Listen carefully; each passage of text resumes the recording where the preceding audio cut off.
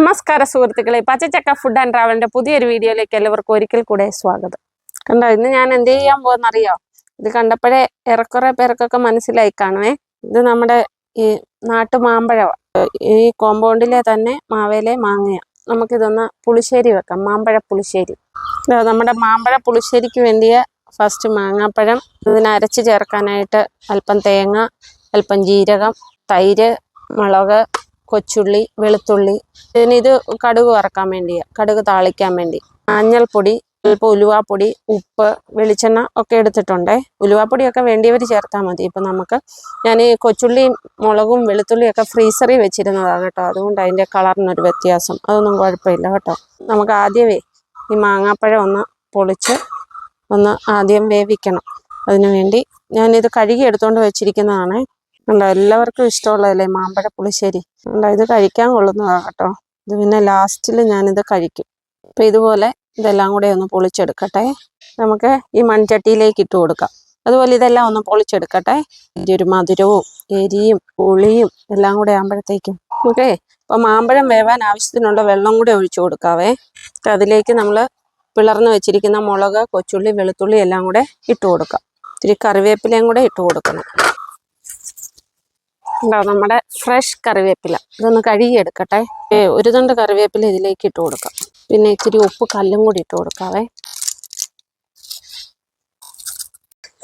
ഉണ്ടാവും നമ്മുടെ പുതിയ സെറ്റപ്പാടെ ടിഷ്യൂവിൻ്റെ ഇതുകൊണ്ടൊന്ന് ഇതേലേ ഇങ്ങനെ കൊളുത്തിയിട്ടേക്കുക. എങ്ങനെയുണ്ട് എൻ്റെ ഐഡിയ?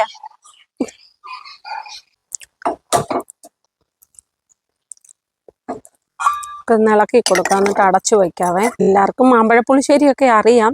പക്ഷെ ഞാനിപ്പോൾ മാമ്പഴപ്പുളിശ്ശേരി വെക്കുന്നത് കൊണ്ട് ഇത് വീഡിയോ ആയിട്ട് എടുക്കുന്നതാണ് കേട്ടോ. നമുക്ക് അടച്ചു വയ്ക്കാം, വേവട്ടെ. അപ്പോഴത്തേക്ക് നമുക്ക് ഈ തേങ്ങയും ജീരകവും കൂടെ ഒന്ന് അരച്ചെടുക്കണം. ഞാനിത് നമ്മുടെ നാടൻ സ്റ്റൈലിലുള്ള അരകല്ലിൽ തന്നെയാണ് അരച്ചെടുക്കുന്നത്. ബാക്കി നമുക്ക് അരയ്ക്കാം. മഞ്ഞൾപ്പൊടി നമ്മൾ മാമ്പഴത്തിന് അതിലിട്ട് കൊടുത്തത് കൊണ്ട്, മാമ്പഴത്തിനകത്ത് ചുമന്നുള്ളിയും വെളുത്തുള്ളിയും ഒക്കെ ചേർത്ത് കൊടുത്തത് കൊണ്ട് ഈ തേങ്ങയുടെയും ജീരകത്തിൻ്റെയും കൂട്ടത്തിൽ അത് നമ്മൾ അരയ്ക്കുന്നില്ല കേട്ടോ. എനിക്ക് ഭയങ്കര ഇഷ്ടമാണ് ഇങ്ങനെ അമ്മിക്കല്ലിൽ അരയ്ക്കാൻ.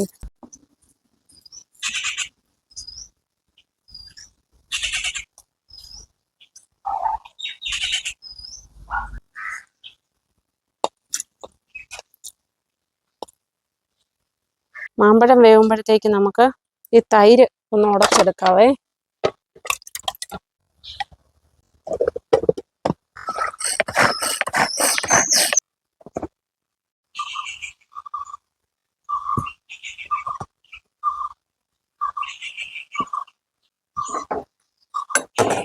ഇത്തിരിയും കൂടെ ഒന്ന് വേവട്ടെ.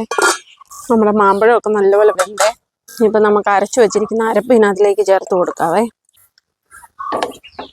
ഇതൊന്ന് തിള വരുമ്പോഴത്തേക്ക് നമുക്ക് ഉടച്ചു വെച്ചിരിക്കുന്ന തൈരും കൂടി ഇതിനകത്തിലേക്ക് ഒഴിച്ചു കൊടുക്കാവേ.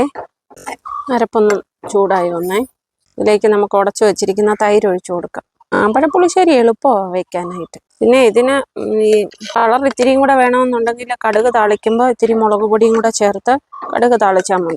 ഉള്ളി, കറിവേപ്പിലയും വറ്റൽമുളകും ഒക്കെ മൂത്ത് വന്നു കഴിഞ്ഞ് ഗ്യാസ് ഓഫ് ചെയ്യത്തില്ലേ, അപ്പോഴത്തേക്ക് ആ ചൂടെണ്ണയിലേക്ക് ഇത്തിരി മുളക് പൊടിയും കൂടി ഇട്ട് കൊടുത്താൽ മതി. അപ്പോൾ ഈ തൈരും കൂടെ ഒന്ന് ചൂടായി വരട്ടെ. തിളയ്ക്കാൻ നിൽക്കരുത്, തിളച്ചാൽ പിരിഞ്ഞു പോകും തൈര്. ഒന്ന് ഇളക്കി കൊടുക്കാം. പിന്നെ മാമ്പഴപ്പുളിശ്ശേരിയുടെ ഗ്യാസ് ഞാൻ ഓഫ് ചെയ്തേ. തൈര് നന്നായിട്ട് ചൂടായി, കണ്ടോ ആവി പറക്കുന്നത്. അപ്പോൾ അപ്പോഴത്തേക്ക് കടുക് പൊട്ടി, കറിവേപ്പില ഇട്ട് കൊടുത്തു, എൻ്റെ വറ്റൽമുളകും കൂടി ഇട്ട് കൊടുക്കാം. നമുക്ക് ഈ കടുക് തളിച്ചത് ഇതിലേക്ക് ഒഴിച്ചു കൊടുക്കാം. അങ്ങനെ നമ്മുടെ മാമ്പഴ പുളിശ്ശേരി റെഡിയായി. 1 മിനിറ്റ് പോലും വേണ്ട. അല്പം ഉലുവാപ്പൊടിയും കൂടി ഇട്ട് കൊടുക്കട്ടെ. വേണമെങ്കിൽ ചേർത്ത് കൊടുത്താൽ മതി കേട്ടോ. ഞാനൊരു അല്പം ചേർത്ത് കൊടുക്കുന്നുണ്ട് ഒരു മണത്തിന് വേണ്ടിയേ.